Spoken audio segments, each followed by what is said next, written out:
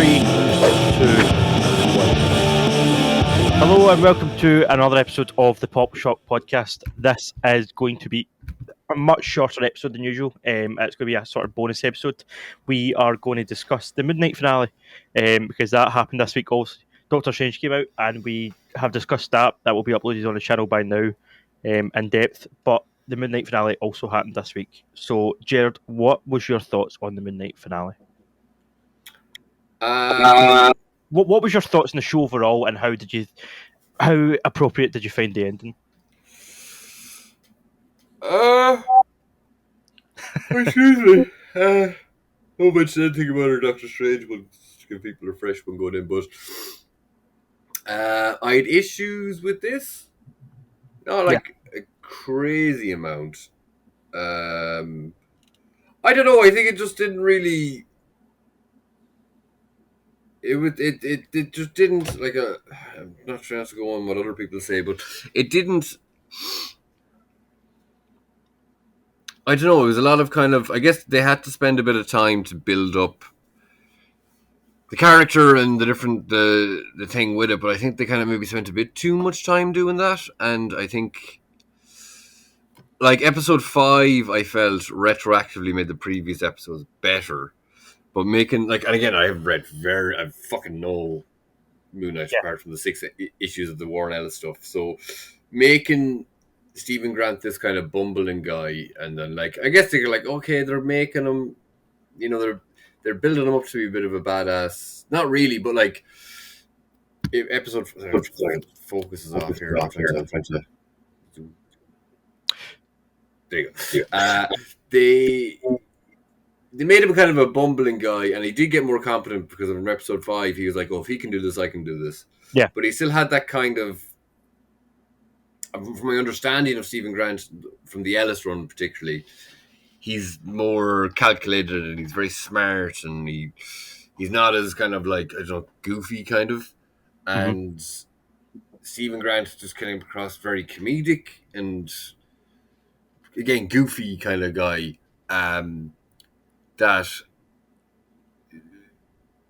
when you get to the last episode, you're like, okay, they kind of built him up, so now he is competent, he can fight, but he still has that kind of goofy aspect to him. And they left a lot to the last episode. I just kind of felt like some of the episodes were filler. Yeah. And I kind of enjoyed them as I was going, but there wasn't an awful lot to it. I just felt like there wasn't like a lot of people would say, again, absolutely Marvel and DC, they were kind of like, though again, they really didn't like it for the most part. They were like, they spent so much time building up the character. Episode 5 was good, but that should have been like episode 3. And then there should have been more full-on Moon Knight fights.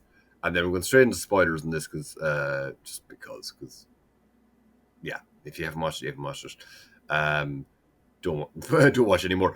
The little trade of Jake Lockley being this other character who, like, basically they did the same thing that they did. So maybe that was Mark at the start of the first episode when it cuts the blank and all the guys are just like, he's got blood all over his hands.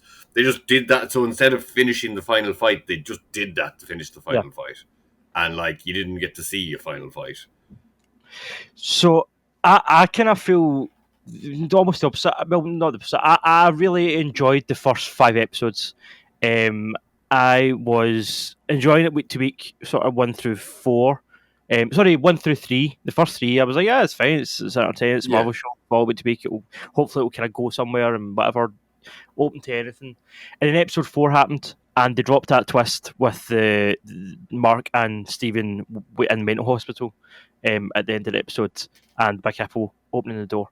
And that was a point where I went, oh, I'm really into this, because again, for me, a lot of the time, I kind of across the board with Marvel, I'm looking for them to do new stuff. Just spoke about that at Doctor Strange review. I, at this point with Marvel, don't want to see another generic superhero film. I would like to see them doing bold, different things. And although the idea of, it's all a dream, the character waking up in a mental hospital and it's all in their head, that's not a new concept in storytelling. Obviously, that's been done before. Buffy and loads of things. But in Moon Knight, it's within the Marvel universe. It's a new, it's a fairly bold new step that hasn't sort of been attempted yet. So I really Yeah. appreciate the kind of guts that it took to pull that off. And I really, if you go back, I think 2 episodes ago for Pop Shop podcast, was just after episode 4 aired. I was really excited. I was really kind of buzzing, and I was like, "Oh, this is brilliant! This is a ballsy movie, Marvel. Let's see what they do. This is exciting." The next episode, well, the big CGI hippo kind of distracted me and annoyed me a bit, and I found that a bit hard to take. I really enjoyed the kind of emotional ties of that episode, like seeing where Stephen was born, Yeah.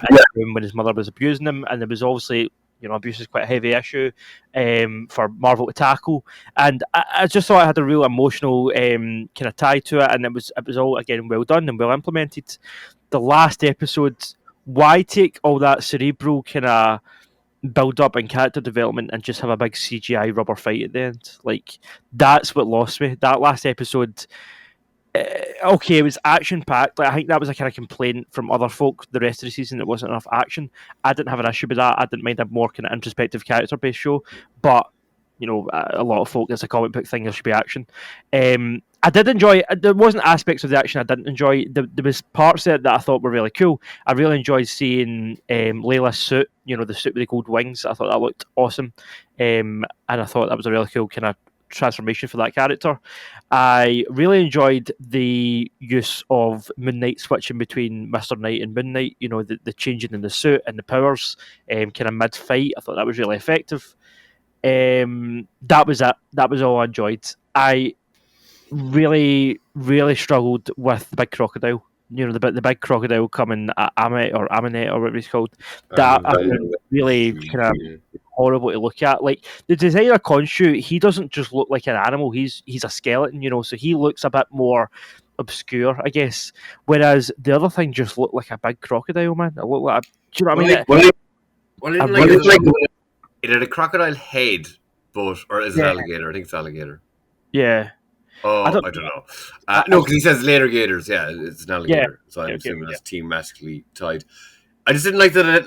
The ponytail was the alligator tail. Yeah, so it was. So that looked a bit weird. Yeah, because I was a little bit like, well, what's the point? Like, if they're being physically fighting, I was like, that was just kind of like a non-thing to me. I was like, what's the point of even having that there? I just kind of feel because it did go actiony, but then it didn't. It didn't give you the what's the word?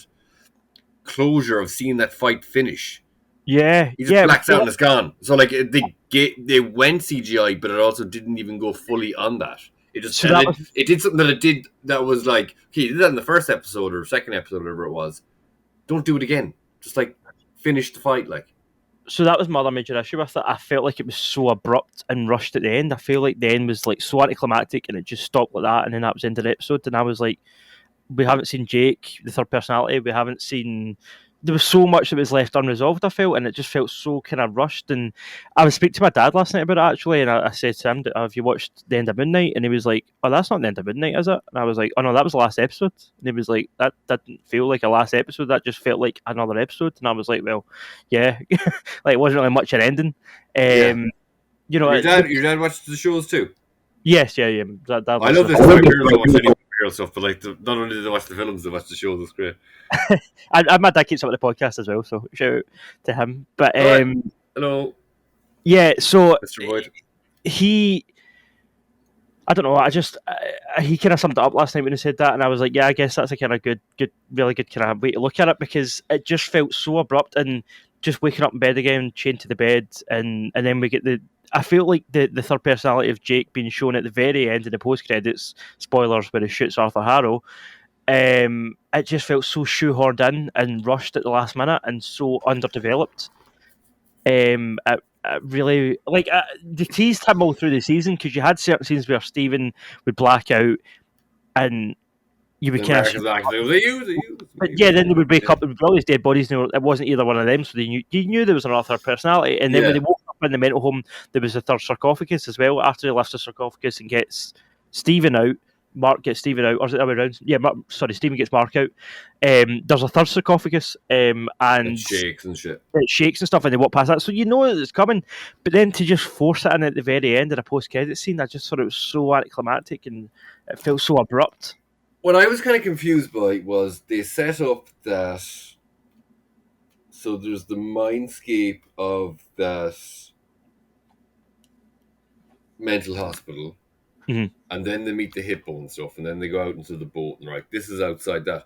But then they kept flashing back to like him being interviewed by Harrow. So is that technically like I was like, so what is that another reality? Yeah, Like, or is that another plane that's of his existence? Even though it's set in the same place, it was kind of muddled. And then sometimes when they were flashing back to that, because I think from my knowledge of Jake Lockley, he's like a New York cabbie. yep. But sometimes when, well, let's just call him Oscar Isaac. Sometimes when he was speaking there, he wasn't speaking like either Mark or Stephen.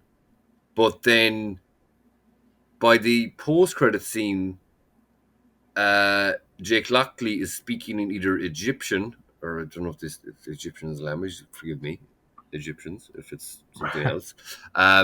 But he was either speaking in another language that wasn't English and wasn't speaking in a New York cabbie accent. So there So was, it not Spanish? or maybe it was Spanish, yeah. But he's Like, not speaking English when he's yeah, in the back of the cab, and he's Jake Lockley or whatever. yeah, But doesn't really sound like a Spanish name. Um, no, but he does appear to be speaking in another accent yes, when it's he's in. When he's like, hey, he kind of seems like a New Yorker, yeah, forget about it, kind of accent. So, like, what the fuck is that? Like, yeah. I is found that he out too. is he speaking Spanish? Like, it was just muddled. It was like, Uh huh.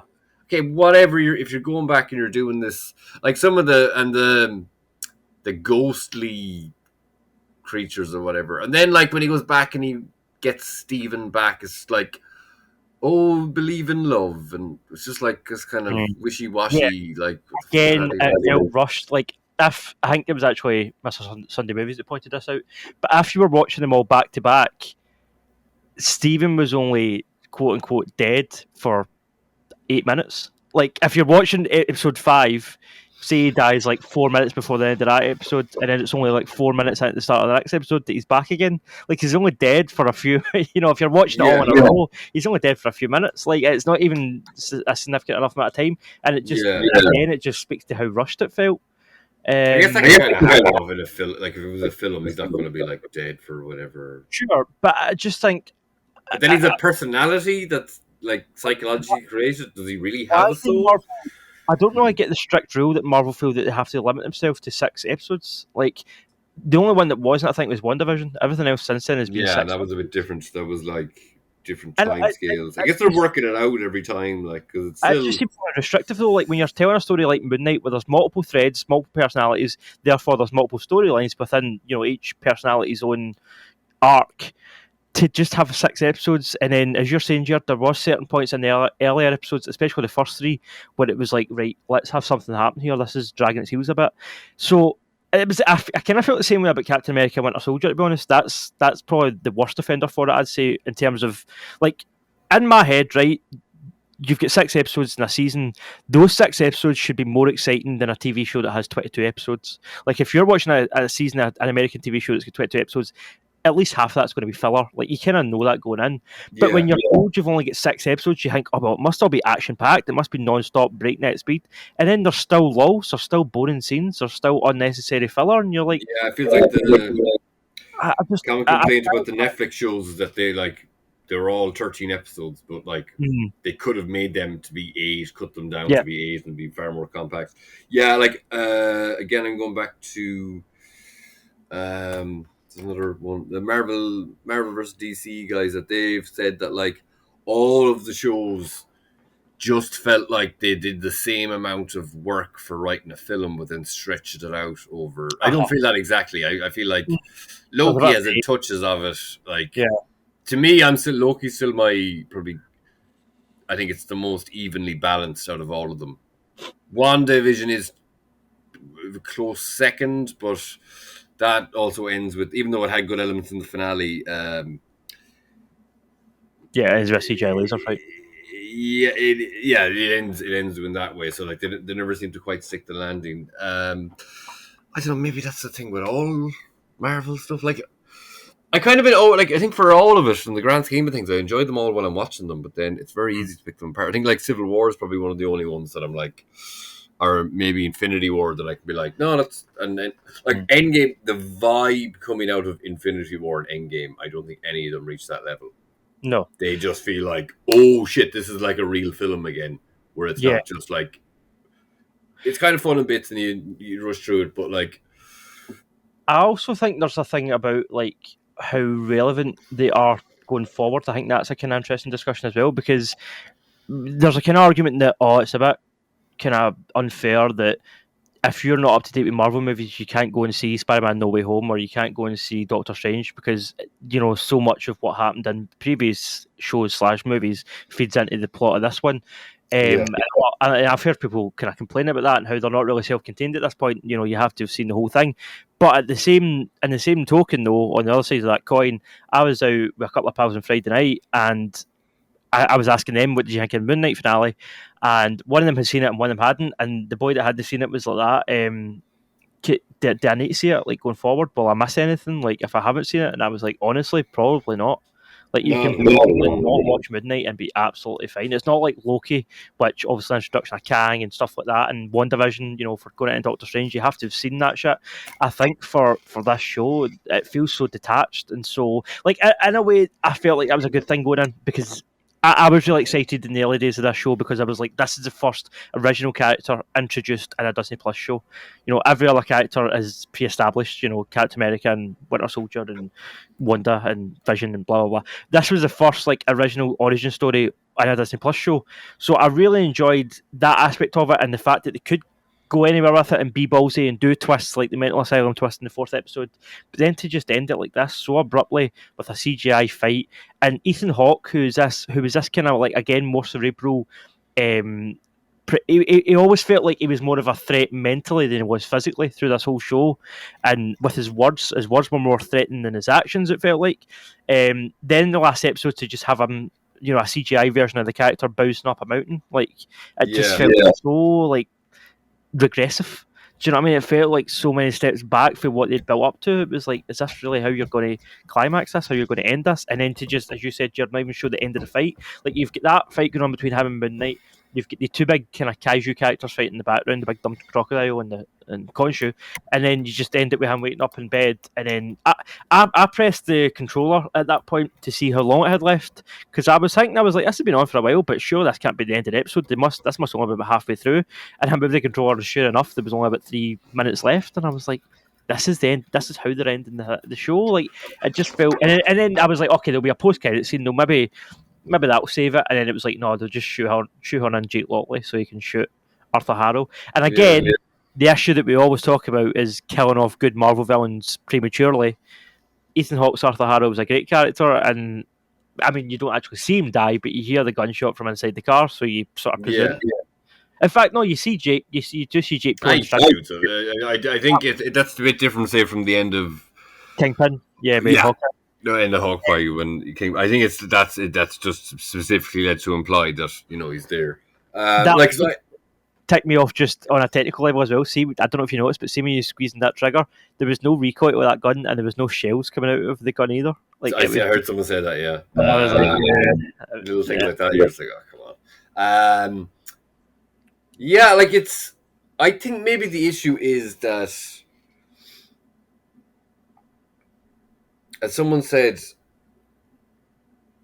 the key frames. So the guy is a Marvel artist called Andy something, and I've heard this before that like, regardless of the director, it's like by committee, and it's the action scenes are planned out way in advance. So the real direction really only comes in the characters. The script has little rooms that they can fit in more room there, but the action is this kind of like carbon. Like it's good when it's good, but I think the issue is like for me, again, I've said it a million times. Like comic books, it's about action. Like they're people with interesting, but maybe sometimes it's someone with an interesting power is fighting someone with the exact same interesting power, so it's a little bit blah. But if it did end in a CGI fight, because at the end of the day, they are like, you can have your interesting character moments, but work on making the action better. Like, have it like, again, it's kind of going back to fucking Shang-Chi and Black Panther. For me, both of those had the most interesting fights in the practical choreographed fight scenes in the middle. If they are superpowered and whatever, have there be some logic to their actions in those fight scenes. Like, yes, they can be interesting characters, and I guess obviously with some of them you want it to end where it's something that's a bit more interesting than like they might finish it in a conversation. But have it just a really good fight. Have it like a solid fight scene where like any like a boxing match, you know, like if you're watching a boxing match, not that I watch that much sports, but you're not going to get a boxing match. Oh, well, he ended that in a really interesting. He gave him a philosophical argument or whatever. It's a good fight because it's thrilling. Because we're animals. We're Yeah. animals. As I always say, we're animals cursed with intelligence. Just have a good action fight scene that has a story to it.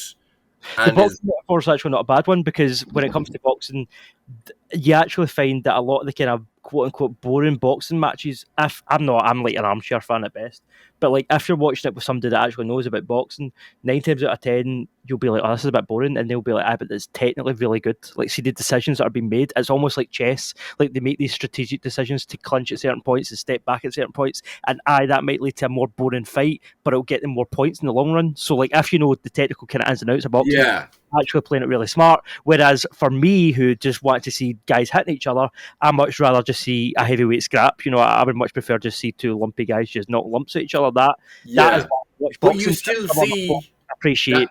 you know, Yeah, but still, that doesn't even like that doesn't exclude the existence of poetic physical actions and the poetry of motion Mm. that like there is like it's also like for me like I don't like football but I've seen matches where like it fucking goes like that doesn't like there's still matches that go on for fucking go to penalties and there's just like two goals scored goal each and it's boring as fuck to watch but there's still really interesting matches where there's lots of goals or there's really visually stimulating goals that are shot. Yeah, I know that obviously that's not what the whole game's about. That's why I don't fucking watch it. But like our Irish football has that where there's a more of a pace. There's a back and forth. There's like it doesn't always happen, but there is those matches where there's a beauty to it, mm. and you know, like wrestling has that where it's visually it's fake, but it's visually interesting. Yeah, Or like you know, someone dramatically goes for a swing, the next one is blocked, or then it's just or like I don't know. that's There's choreography, isn't it? It's like a dance. You know, that's yeah, real. like Spider-Man: No Way Home. There's there's really solid choreography. Like it's a lot of it's CGI, obviously, but there's really solid CGI choreography there. And I guess can't do that for everyone, but just have really interesting visual fights and Mhm. like ones where you're not sure exactly how it's going to go. I guess, but then like another guy I like to bring up is comic tropes. He talked about the artist Daniel Warren Johnson. I think I'm saying that right. Who did like did a book called Murder Falcon. He did sorry, the top was loud. Horseface, Better Ray Bill. He did a show like that, and like in one of his what he started to implement was wrestling moves into the visuals of comics. And like the comic tropes guys are like, this is actually really interesting because wrestling moves are done for their vision. Like obviously some, you know, if you were to give someone a stone cold stunner, you're just going to fuck up your back as opposed to actually hurting them. But Sure. a rock bottom looks really effective. A choke slam looks really effective. And it's visually like a DDT. If you actually did that to someone in real life, and Bits of I've seen it be performance. done. Yeah, it's physical, but it makes sense physically how it would hurt someone. Yeah. Um, Obviously, it's hard to, you know, but to have elements like that where it's bringing that kind of spectacle where someone's about to do it and then there's a reversal and then there's like a blah and there's a blah, or there's just like visually, I've often mentioned, or I've mentioned at least once that Spider-Man, and let me just visually stimulate this, but you've Spider-Man and you've got Sure. No, bring him in Juggernaut. So Oh, Spider-Man's okay. fighting Juggernaut.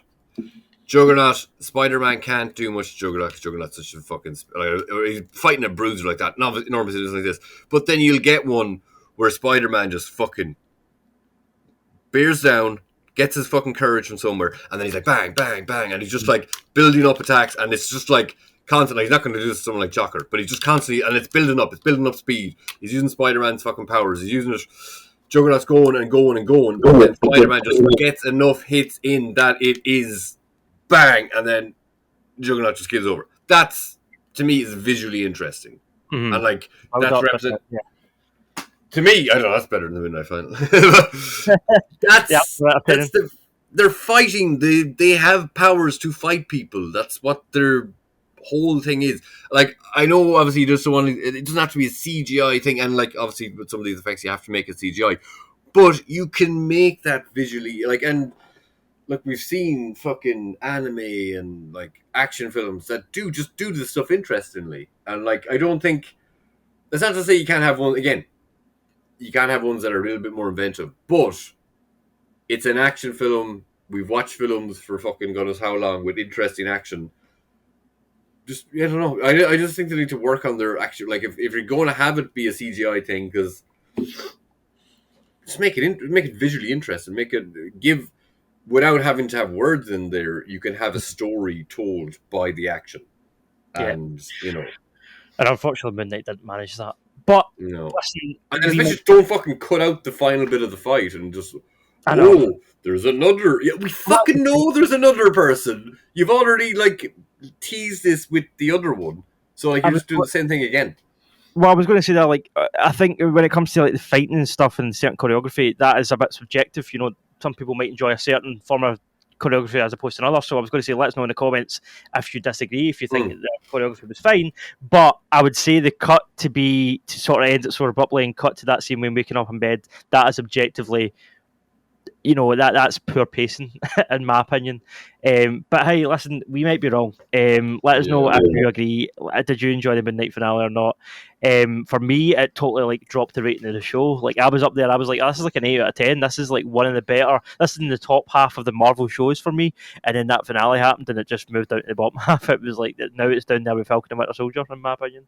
Like, it went from being one of the kind of most entertaining, creative Marvel shows to being one of the most disappointing. Some of the fights had there was good. And I guess it's an introduction of the character, and they could do more with him. Whether they do another season or whether they do a movie or he's in a kind of group movie, there's potential. But I just think for what they had, just kind of threw it away at the end. Yeah, there's a really interesting thing from the comics where I think it's at the start of that Warren Ellis run where it's like Moon Knight was seen talking to Spider-Man, Wolverine, and Captain America, and like they weren't there.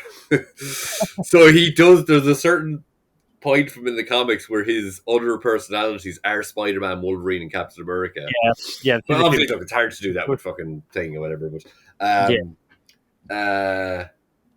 he could be interestingly in with other characters. Like, he may show up in Werewolf by Night because that's where he first showed up in the comics. Yeah, I'm sure about. What kind of annoyed me as well about this show, everybody always compares me to Batman, and I think this show kind of made an effort to make kind of people realise, no, he's not the same as Batman. He's not just a millionaire with a suit and a cape. They kind of differentiated him only just to waste the whole show and just do a CGI rubber fight at the end. And it was like, I would almost have rather have just seen a Batman copy at this point. Like, see what we got. I think I would have rather just seen a kind of darker vigilante version. But because I don't know, is he as superpowered in the comics? I don't think he usually is. No, I don't think so. I don't think he's more got, like, strength. He does get some strength, but in this, he basically just flew like Superman at the end of it.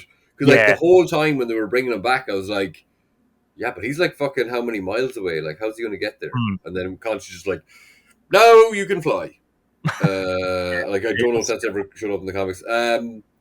Like, as someone said, that even that Warren Ellis thing, that snips in, there's just like mini stories in each one. They could have just fucking recreated that.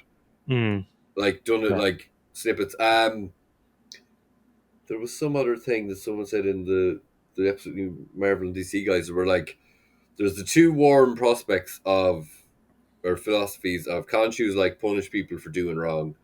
Amet is punish people before they do wrong. Sure.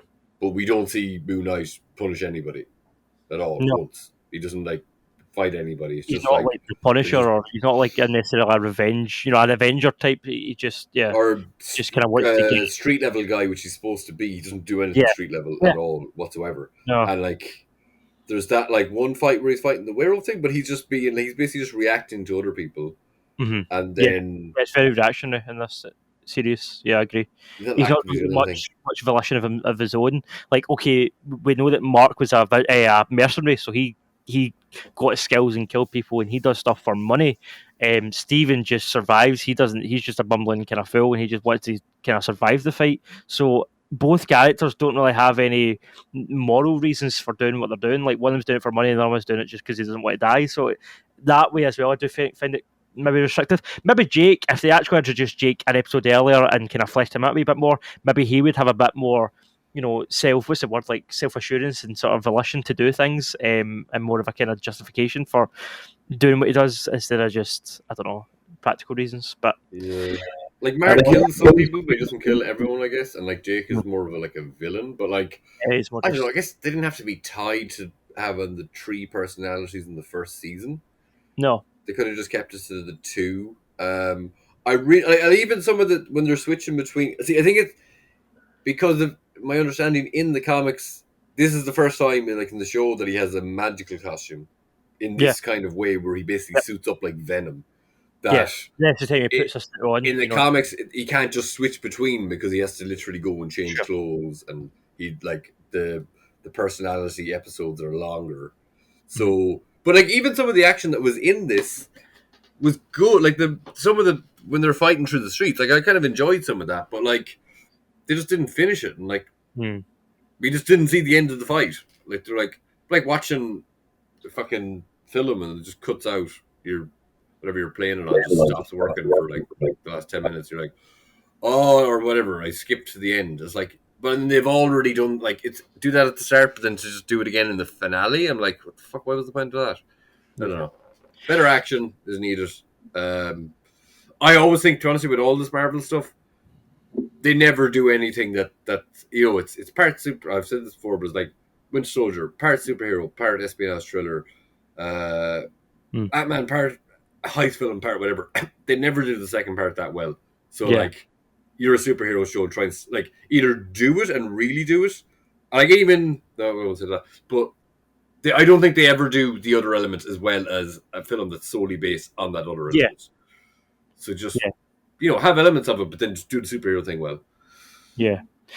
We're going to need to wrap it there. Apologies for the short episode, but as I said, we'll be back next week with a sort of longer, fully fledged episode. But in the meantime, let us know what you thought of Moon Knight in the comments. Give us a like and subscribe, and share the podcast about.